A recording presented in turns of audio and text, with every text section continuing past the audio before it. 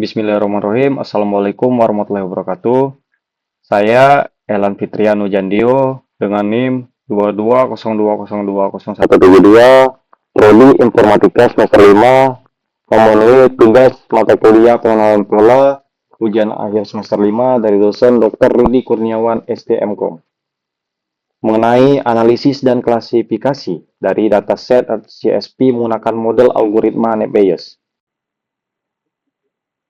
Di sini untuk langkah awal kita importing library, yang mana library yang sering digunakan itu ada NumPy, ada Pandas, Matplotlib, Scikit-learn, dan yang lainnya.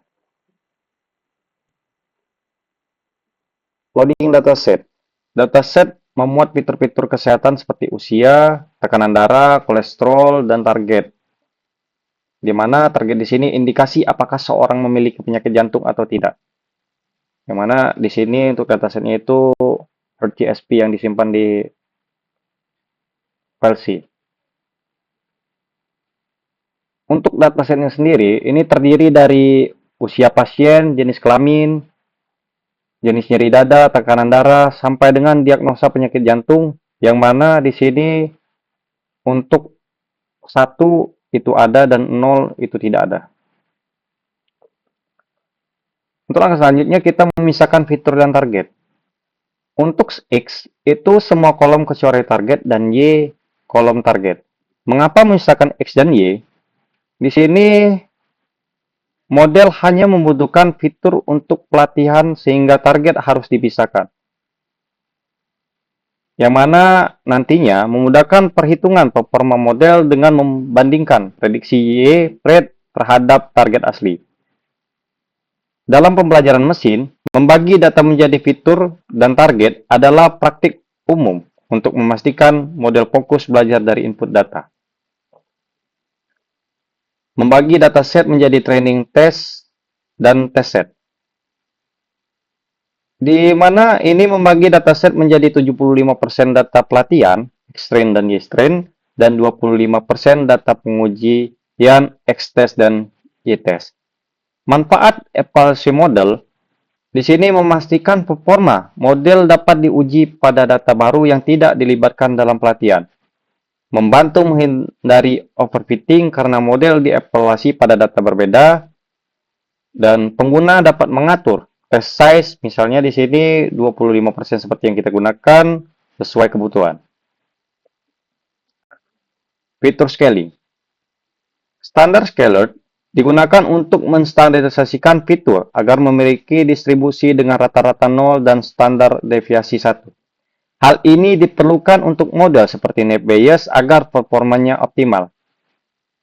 Mengapa perlu? Dikarenakan model seperti Net Bayes, Canarus, Nickboard, KKN, atau regresi logistik sensitif terhadap perbedaan skala antar fitur. Fitur dengan skala besar dapat mendominasi perhitungan dan standarisasi menyamakan skala semua fitur sehingga tidak ada fitur yang terlalu mendominasi.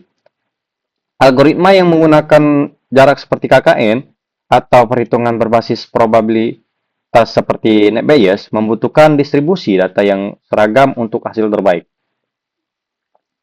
Membangun model Net Bayes.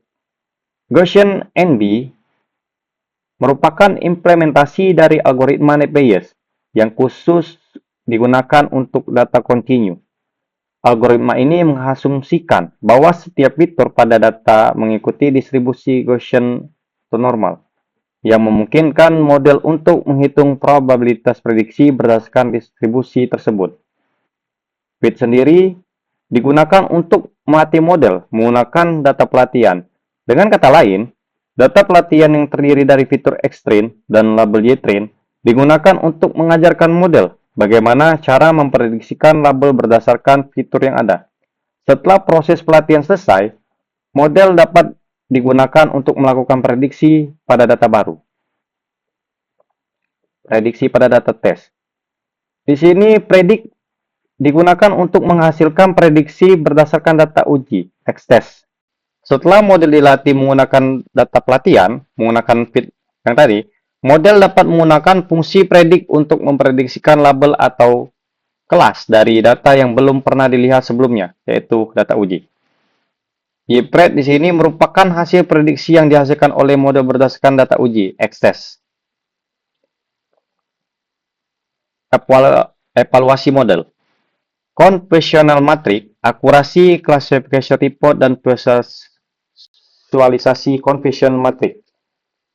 Di mana untuk convention matrix menghasilkan matriks convention yang menunjukkan jumlah prediksi benar dan salah. Matriks ini digunakan untuk mengevaluasi kinerja klasifikasi, memberikan wawasan tentang bagaimana model menangani setiap kelas. Untuk akurasi, akurasi memberikan gambaran umum tentang seberapa baik model dalam memprediksi label yang benar, tetapi mungkin tidak mencerminkan performa jika data sangat tidak seimbang antar kelas. Klasifikasi report. Di sini memberikan matriks evaluasi yang lebih detail seperti presisi, recall, dan F1 score untuk setiap kelas. Dan visualisasi conversion matrix ini digunakan untuk menampilkan conversion matrix secara visual, memberikan pemahaman yang lebih mudah tentang distribusi, prediksi yang benar dan salah. Dan PLT-SHOW menampilkan visualisasi ini memudahkan untuk melihat performa model dalam format grafis.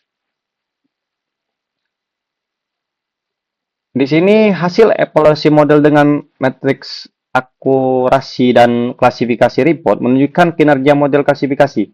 Yang mana di sini untuk akurasinya itu berhasil mengklasifikasikan sekitar 82,89% data secara benar dari total 76 sampel di dataset pengujian. Yang mana di sini komponennya kita dapat lihat ada precision, recall, F1 score, dan support. Untuk kelas 0, di sini 33 sampel, precisionnya 0,86, recall-nya 0,73, F1 score-nya 0,79. Dan untuk kelas 1, 43 sampel, ini precision-nya 0,81, recall 0,91, dan F1 score-nya 0,86. Untuk makro average-nya, precision-nya 0,83, recall-nya 0,82, dan F1 score-nya 0,82. Weekend average-nya, precision, recall, dan F1 itu skornya sama 0,83, yang mana rata-rata memperhitungkan jumlah sampel di masing-masing kelas. Ini lebih relevan jika data tidak seimbang. Untuk interpretasi hasil, untuk kelas 0 itu memiliki recall yang lebih rendah dibandingkan kelas 1. Artinya, model lebih sering gagal mendeteksi data kelas 0 dengan benar atau fase negatif lebih tinggi untuk kelas ini, sedangkan kelas 1 menunjukkan performa yang lebih baik secara keseluruhan untuk precision, recall, dan F1 score lebih tinggi. Secara umum, model ini cukup andal dengan tingkat akurasi 82,89%, tetapi ada kemungkinan untuk perbaikan terutama untuk meningkatkan deteksi pada kelas 0. Saran perbaikan di sini ada beberapa saran perbaikan yang nama data balance, terus hyper parameter tuning, feature engineering, dan threshold adjustment. Ini disesuaikan dengan kebutuhan masing-masing. Kita masuk ke codingannya di sini. Untuk datasetnya di sini kita CSP. Saya jelaskan tadi ada X, Y, Z, sampai dengan target di sini.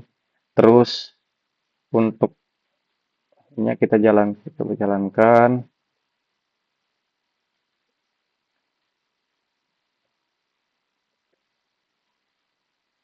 Di sini seperti yang saya jelaskan untuk akurasi 82,89%, precision, recall, F1 score, dan support dapat kita lihat di sini dengan akurasinya ini. Terus ini jumlah sampel dan ini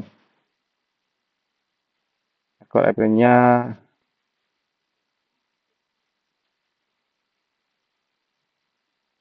Oke, kemungkinan itulah penjelasan dari saya. Jika ada kata salah saya mohon maaf. Kepada Allah saya mohon ampun. Saya akhiri. Wabillahi taufiq wal hidayah. Wassalamualaikum warahmatullahi wabarakatuh.